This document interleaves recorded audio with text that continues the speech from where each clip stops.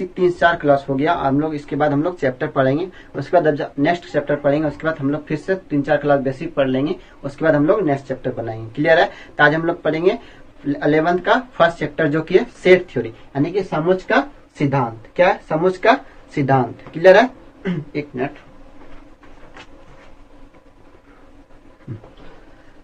Set theory पढ़ेंगे, समुच्चय का सिद्धांत। तो सेट शब्द का बोलचाल हम लोग की भाषा में बहुत दिन से होते आ रहा है। सेट शब्द का बोलचाल हम लोग की भाषा में बहुत दिन से होते आ रहा है। जैसे हम लोग बोलते हैं ना, शरबत सेट, बाल्टी सेट, क्वेश्चन का सेट, इस तरह से हम लोग का बोल की चाल की भाषा में बहुत सबको यूज कर रहे हैं सेट। तो यहाँ पे हम लोग का सिलेबस में है क्या? सेट थ्योरी, यानी कि समुच्चय का सिद्धांत। तो मैथ में सबसे पहले सेट शब्द का प्रयोग किसने लाया था? उपयोग किसने किया था? जॉर्ज कैंटर ने, जो कि जर्मनी के गणितज्ञ थे। वही सबसे पहले मैथमेटिक्स में सेट थ्योरी का, सेट शब्द का प्रयोग किए थे। ठीक है? सेट हम लोग क्यों पढ़ते हैं? किसी भी नंबर का कलेक्शन करने के लिए हम लोग क्या पढ़ते हैं? सेट पढ़ते हैं। ठीक है? कोई भी नंबर का हम लोग कलेक्शन जब करते हैं उसके लिए हम लोग क्या पढ़ते हैं? सेट पढ़ते हैं, यानी कि सेट थ्योरी पढ़ते हैं। ठीक है? तो जॉर्ज कैंटर, तो सेट थ्योरी का खोज किसने किया था? सेट थ्योरी का जॉर्ज कैंटर, जो कि जर्मनी के गणितज्ञ थे। उन्होंने इनका मैथमेटिक्स में सबसे पहले उपयोग किए थे उनका। उसका जन्म कब हुआ था? 1845 में होता उसका जन्म, और मृत्यु कब हुआ था? 1918 में हुआ था। किनका? जॉर्ज कैंटर का, जो कि जर्मनी के गणितज्ञ और मैथमेटिक्स में सेट शब्द का सबसे पहले उपयोग वही किए थे। ठीक है? तो हम लोग सेट समझ गए, सेट क्या होता है। तो सेट तो वही डिफिनेशन देते, collection of well defined object is called set. तो कौन दिए थे डिफिनेशन? जॉर्ज कैंटर ने। कि हम लोग सेट क्यों पढ़ते हैं? कोई भी नंबर को कलेक्शन करने के लिए हम लोग क्या पढ़ते हैं? सेट पढ़ते हैं। तो इसलिए उसने डिफिनेशन इसका दिया था। सेट थ्योरी का डिफिनेशन क्या दिया था? Collection of well defined object is called set. सुपरिभाषित वस्तुओं के संग्रह को हम लोग क्या बोलते हैं? समुच्चय बोलते हैं। सुपरिभाषित वस्तुओं के संग्रह को क्या बोलते हैं? समुच्चय बोलते हैं। सेट को हिंदी में क्या बोलते हैं? समुच्चय बोलते हैं, यानी कि सेट बोलते हैं। ठीक है? तो सुपरिभाषित वस्तुओं के संग्रह क्या बोलते हैं? समुच्चय बोलते हैं। सुपरिभाषित का मतलब समझते हैं, जो पूरी तरह से क्या हो? परिभाषित हो। पूरी तरह से क्या हो? परिभाषित हो, उसको क्या बोलते हैं? सुपरिभाषित। जैसे हम लोग को बोल देगा क्या, पूरा वर्ल्ड में सबसे तेज स्टूडेंट कौन है? पूरा वर्ल्ड में, तो हम लोग सबसे तेज इसको निकालना मुमकिन नहीं है, क्योंकि कोई मैथ में तेज है, कोई केमिस्ट्री में तेज है, कोई फिजिक्स में तेज है, कोई इंग्लिश में तेज है, कोई रेलवे का एग्जाम निकाल रहा है, कोई एसएससी का एग्जाम निकाल रहा है, किसी का कोई डॉक्टर बनना चाहता है, कोई इंजीनियर, तो इसका तेज निकालना नामुमकिन है। लेकिन अगर कोई बोल देगा कि इस पूरा क्लास में सबसे तेज स्टूडेंट कौन है, तो हम लोग निकाल सकते हैं। उसका एग्जाम लेंगे, उसका रिजल्ट देखेंगे, उसके बाद हम लोग क्या उसको चुन सकते हैं, यानी कि उसको कलेक्ट कर सकते हैं। तो हम लोग सेट इसलिए पढ़ते हैं, कलेक्शन करने के लिए हम लोग क्या पढ़ते हैं? सेट पढ़ते हैं। ठीक है? जैसे बोल रहा जे से शुरू होने वाला कोई महीना, जे से शुरू होने वाला कितना महीना है? जनवरी है, जून है, जुलाई है, तो 3 महीना। इसको हम लोग क्या बोलते हैं? सेट बोलते हैं। क्या बोलते हैं? सेट बोलते हैं। इसको कलेक्ट कर सकते हैं, यानी जिसको हम लोग पूरी तरह से परिभाषित कर सकते हैं, यानी जनवरी, जून, जुलाई, 3 महीना है। पूरे साल में 3 महीना है ना, जैसे स्टार्ट होने वाला, इसको हम लोग क्या करते हैं? पूरी तरह से परिभाषित कर सकते हैं। इसको हम लोग क्या बोलेंगे? सेट बोलेंगे। क्या बोलेंगे? सेट बोलेंगे। ठीक है? जैसे बोले कोई पूरा वर्ल्ड में 11 प्लेयर क्रिकेट का उसको चुनना, जो कि सबसे अच्छा खेलता है पूरा वर्ल्ड में, इसको तो नहीं चुन पाएंगे। लेकिन अगर पूछेगा कि आप इंडिया टीम में सबसे बेस्ट जो बल्लेबाज है उसको चुनना है, तो उसको हम लोग निकाल सकते हैं, उसका कलेक्शन कर सकते हैं। यानी पूरा वर्ल्ड में तो बहुत सारा बल्लेबाज है, उसको चुनना मुमकिन नहीं है। ठीक है? तो हम लोग सेट समझ लिए। तो सेट का डिफिनेशन हम लोग आगे पढ़ेंगे। सेट का definition, collection of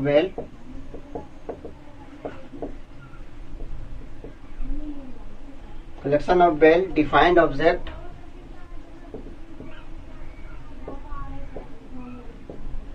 is called set. ठीक है? Collection of well defined is called set. इसका हिंदी होगा सुपरिभाषित वस्तुओं के संग्रह को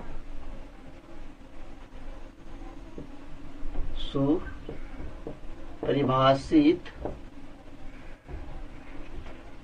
वस्तुओं के संग्रह को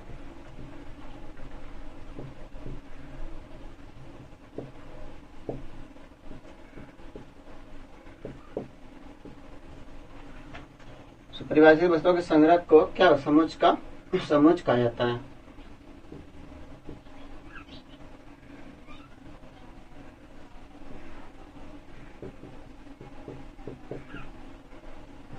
ठीक है, सुपरिभाषित वस्तुओं के संग्रह को क्या बोला जाता है समुच्चय कहा जाता है। क्लियर है। सेट इज डिस्कवर्ड बाय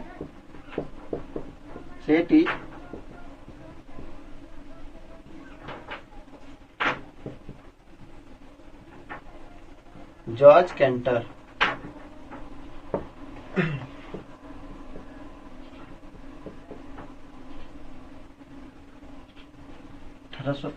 में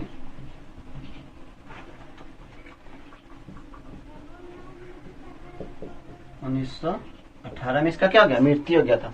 जन्म कितना हुआ था 1845 में और मृत्यु क्या हुआ 1918 में। किसका, जॉर्ज कैंटर का। ये जर्मनी के गणितज्ञ थे जो कि सेट थ्योरी के हमारे सिलेबस में लाए। ठीक है। सेट होता क्या, कलेक्शन। कोई वस्तु को क्या करते हैं, कलेक्ट करते हैं। जैसे कि जनवरी जे से स्टार्ट होने वाला महीना, जैसे क्या जून जुलाई, जनवरी जून जुलाई, ये सब क्या है, इसको हम लोग गिन सकते हैं। उसको क्या बोलेंगे, सेट बोलेंगे। ठीक है, उसको क्या बोलेंगे, सेट बोलेंगे। जैसे हम वर्ल्ड का बहुत तेज स्टूडेंट, तो उसको हम लोग नहीं निकाल सकते हैं, क्योंकि वर्ल्ड में तो बहुत तरह का होता है। कोई मैथ में तेज होता है, कोई साइंस केमिस्ट्री में तेज होता है, कोई फिजिक्स में तेज होता है। इस तरह का हम लोग उसको कलेक्ट नहीं कर पाएंगे। लेकिन हम बोलेगा कोई क्लास का सबसे तेज स्टूडेंट, उसको तो हम निकाल सकते हैं, उसको कलेक्ट कर सकते हैं। उसका एग्जाम लेंगे, उसका तो वो पता चल जाएगा कौन सबसे ज्यादा तेज है। जिसका ज्यादा नंबर आएगा क्या होगा, सबसे तेज हो जाएगा। तो सेट का मतलब क्या होता है, कोई भी वस्तु को हम लोग क्या करते हैं, कलेक्ट करके जो निकाल सकते हैं उसको क्या बोला जाता है, सेट बोला जाता है। ठीक है। जैसे कोई अगर कवि है और उसका उपन्यास लिखा, जैसे मुंशी प्रेमचंद का कहानी का क्या है, सीमित है, कितना उपन्यास उसका लिखा हुआ है, तो उसको क्या बोलेंगे, सेट बोलेंगे। क्या बोलेंगे, सेट बोलेंगे। और जिसको पूरा वर्ल्ड में खोजने के लिए मिलेगा, तो उसको क्या बोलेंगे, उसको डिफाइन नहीं कर सकते उसको। यानी कि सुपरिभाषित का अर्थ क्या होता है, जो पूरी तरह से परिभाषित हो। ठीक है, जो पूरी तरह से क्या हो, परिभाषित हो, उसको क्या बोला जाता है, सेट बोला जाता है। यानी बोला ना, सुपरिभाषित वस्तुओं के संग्रह को क्या बोला था, समुच्चय कहा जाता है। ठीक है। सुपरिभाषित का अर्थ समझ में आ गया। सुपरिभाषित का अर्थ क्या होता है, जो पूरी तरह से क्या हो, परिभाषित हो। जैसे जिसको हम लोग कलेक्ट कर सकते हैं, जैसे स्टार्ट होने वाला महीना जनवरी जून जुलाई, जो कलेक्ट कर सकते हैं हम लोग। तो इस तरह से क्या होता है, जिसको हम लोग पूरी परिभाषित कर सकते हैं, उसको क्या बोला जाता है, सेट बोला जाता है। तो सेट समझ में आ गया, सेट किसको बोला जाता है, सेट का सेट थ्योरी। तो set is discovered by George canter. इसका जन्म कब हुआ था, 1845, और इसका मृत्यु 1918 में हुआ था। ठीक है। Set is denoted bye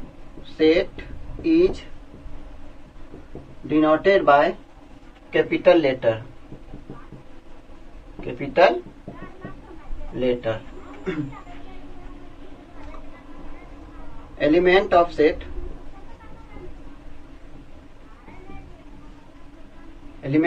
is denoted by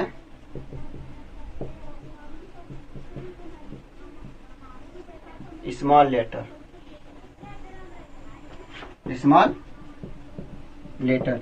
set is denoted by capital letter. Set को हम लोग किससे डिनोट करते हैं, कैपिटल लेटर से। ठीक है। और सेट के एलिमेंट को किससे डिनोट करते हैं, स्मॉल लेटर से। जैसे यहाँ पे दिया रहेगा ए बराबर ABCDE। ठीक है, ये क्या आ गया, सेट हो गया। इसको क्या बोलेंगे, सेट। ये क्या है, सेट है। और ये क्या है, इसका एलिमेंट है। सेट का एलिमेंट है, तो इसमें क्या, स्मॉल में ABCD क्या है, स्मॉल में है। और ये क्या हुआ, इसको क्या बोलेंगे, सेट बोलेंगे। और इसका क्या है, ये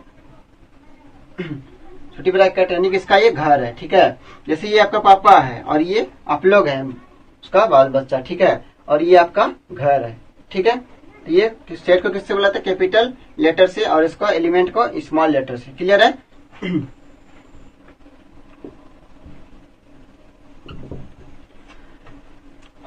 यहां तक समझ में आ गया, इसको हटा दें। यहां तक समझने में कोई दिक्कत, कोई प्रॉब्लम। सुपरिभाषित वस्तुओं के संग्रह क्या बोला जाता है, सेट बोला जाता है। सेट का खोज किसने किया था, जॉर्ज कैंटर ने। उसका जन्म कब हुआ था, जन्म 1845 और 1918 में क्या हो गया था, मृत्यु हो गया था। 1850 में क्या होता उसका जन्म हुआ था, 1918 में क्या हो गया था, उसका मृत्यु हो गया था। तो set is denoted by capital letter, set is denoted by capital letter. Set को किससे सूचित किया जाता है, सेट को किससे सूचित किया जाता है, कैपिटल लेटर से, और उसके एलिमेंट को स्मॉल लेटर से। क्लियर है, इसको हटा ले।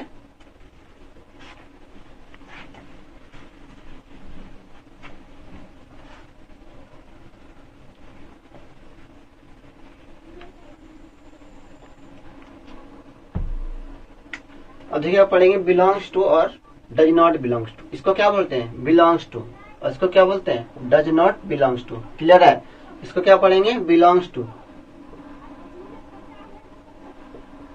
इसको क्या पढ़ेंगे, डज नॉट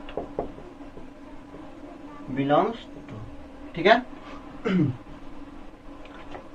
बिलोंग्स टू का मतलब क्या होता है, सदस्य है, सदस्य है। ठीक है, डज नॉट, डज नॉट का मतलब क्या है, सदस्य नहीं है, सदस्य नहीं है। ठीक है, बिलोंग्स टू का अर्थ क्या होता है, सदस्य है, और डज नॉट बिलोंग्स क्या होता है, सदस्य नहीं है। ठीक है, इसको समझिएगा। जैसे एक्स का सदस्य कौन है, ए है, एक्स बिलोंग्स टू ए, इसको क्या बोलते हैं, x belongs to, x belongs to A. ठीक है, या x is a member of, x is a member of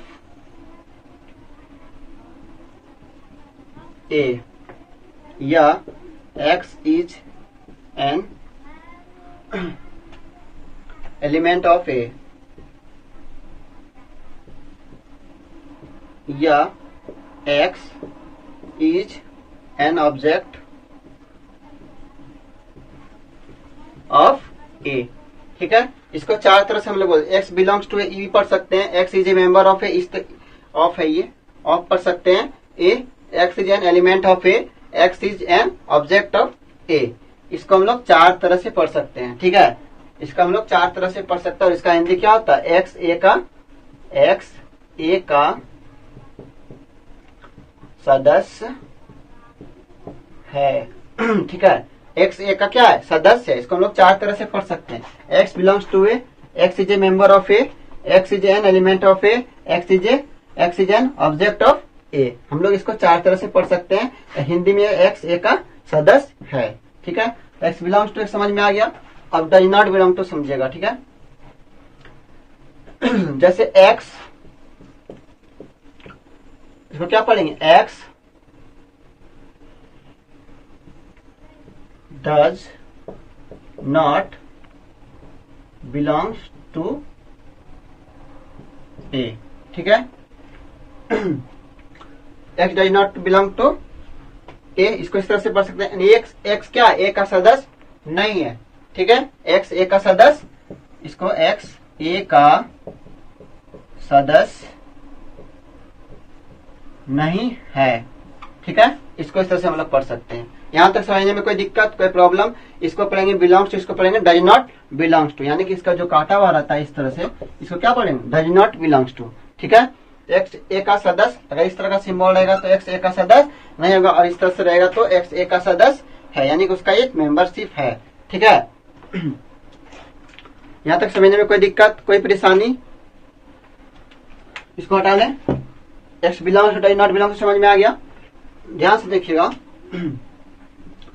पूरा सेट समझ लीजिएगा तो फिर आपको रिलेशन और फंक्शन में बहुत कम दिक्कत होगा। ठीक है, इससे ही रिलेटेड चैप्टर आपका सेकेंड चैप्टर जाएगा, रिलेशन एंड फंक्शन, सब सेम टू सेम इसी से रिलेटेड है। ठीक है, इसको आप पूरा तरह समझ जाइएगा तो वहां फिर आपको आसान होगा।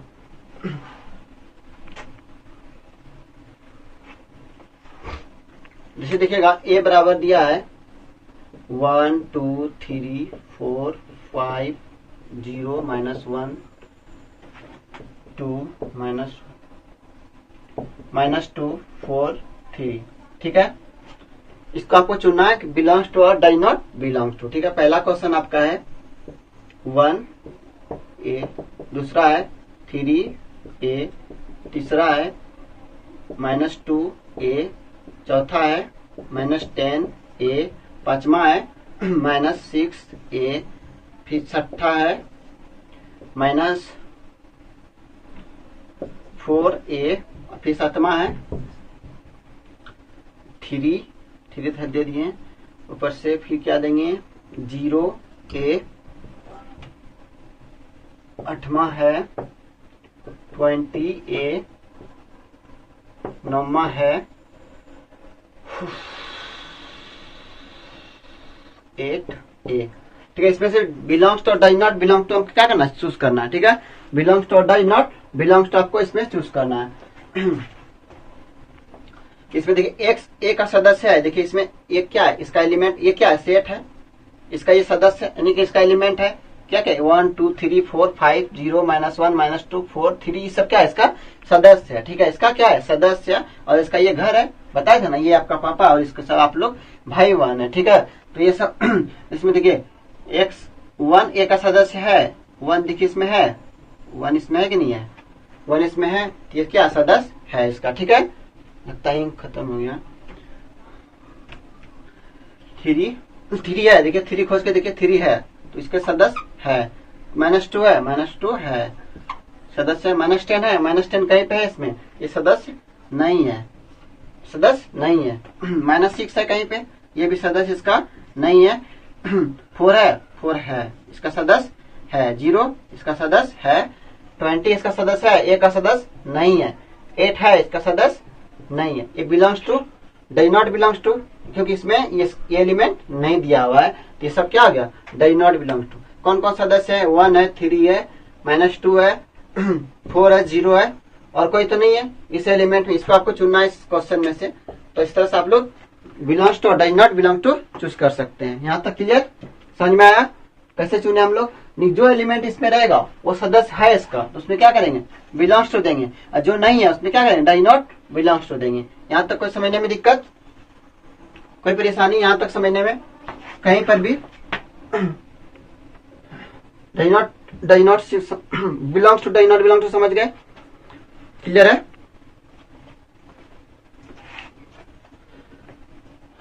इसको हटा लें।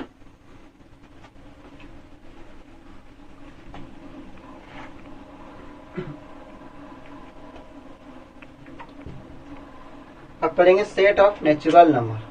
Set of natural number, set of natural number is denoted bye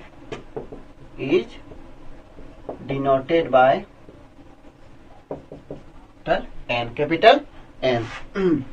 इसका हिंदी होगा प्राकृतिक संख्या के समूह को, प्राकृतिक संख्या के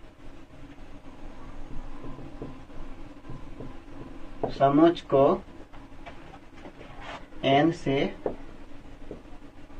सूचित किया जाता है।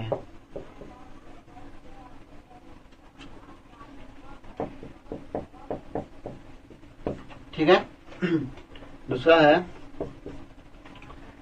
Set of whole number, set of whole number is denoted by W। set of whole number is denoted by W। ठीक है, यानी कि पूर्ण संख्या के समूह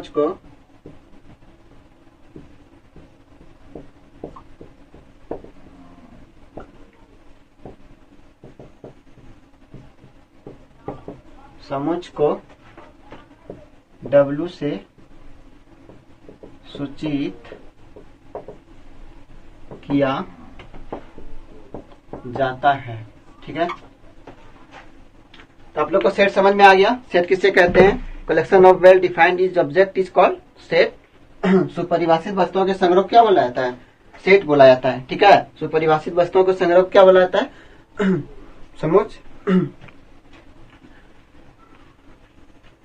तो आज के लिए यहीं तक, मिलते हैं नेक्स्ट वीडियो में। आप लोग से जितना भी बताया इसको आप थोड़ा सा रिवाइज कर लीजिएगा, आप 1-2 बार इसको पढ़ लीजिएगा, आपको समझ में आ जाएगा। ठीक है, इतना आगे हम लोग पढ़ेंगे इसका आगे हम लोग सेट ऑफ नेचुरल नंबर पढ़े, सेट ऑफ वर्ड नंबर किसे डिनोट करते हैं इसको जान लिए। आगे पढ़ेंगे real number, positive real number, rational number, positive rational number, ये सब पढ़ेंगे। ठीक है, आगे में आगे वीडियो में जो हम अगला क्लास में पढ़ेंगे set of integer, set of positive integer, set of complex number, ये सब पढ़ेंगे आगे क्लास में। ठीक है, आज के लिए यहीं तक, मिलते हैं नेक्स्ट क्लास में। आप लोग जितना भी स्टूडेंट 11th का है, आप लोग सब इस चैनल को सब्सक्राइब कीजिए और उसको शेयर कीजिए ताकि सबके पास पहुंचे और अपना क्लास कीजिए, क्योंकि हम लोग पहले से लेट हो चुके हैं, अब लेट मत कीजिए। ठीक है, क्योंकि सिलेबस इसका बहुत लंबा है, 12 से भी ज्यादा इसका सिलेबस होता है और उसका कवर करना इसलिए हम लोग को ज्यादा से ज्यादा मेहनत करना होगा इसके पीछे, ताकि सिलेबस हम लोग जल्दी जल्दी खत्म कर सकें। ठीक है, तो आज के लिए यहाँ तक, मिलते हैं नेक्स्ट क्लास में। Thank you.